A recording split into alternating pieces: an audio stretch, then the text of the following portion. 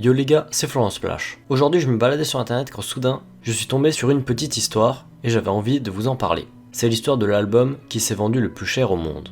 En effet, l'histoire débute en mai 2015. Martin Shkreli, un ancien gestionnaire de fonds d'investissement américain, très riche et détesté, notamment pour avoir augmenté à 5000% le prix d'un médicament vital pour les malades du sida, il avait acheté aux enchères, pour une somme de 2 millions de dollars, le double album de rap du Wu-Tang Clan, Once Upon a Time in Shaolin, délibérément produit par le groupe à un seul et unique exemplaire.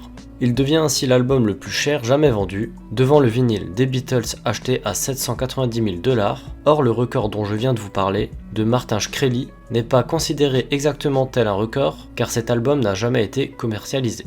Celui-ci va se servir de sa possession de l'album afin d'inciter les votes pour Donald Trump en octobre 2016, disant publier en téléchargement gratuit l'album si Donald Trump gagne, et au contraire le détruirait si c'est Hillary Clinton.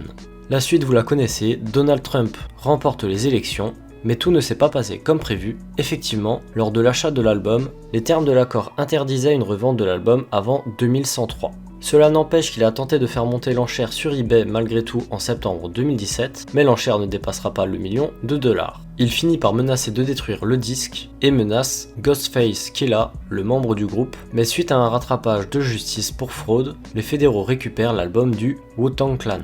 L'argent récolté lors de la vente par le groupe avait été utilisé en partie pour faire un don à une œuvre de charité.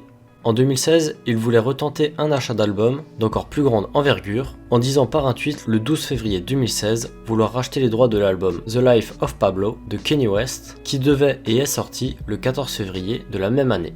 Il voulait l'acheter pour 10 millions de dollars, pour seul but d'empêcher la commercialisation et jouer sur les nerfs de Kanye West.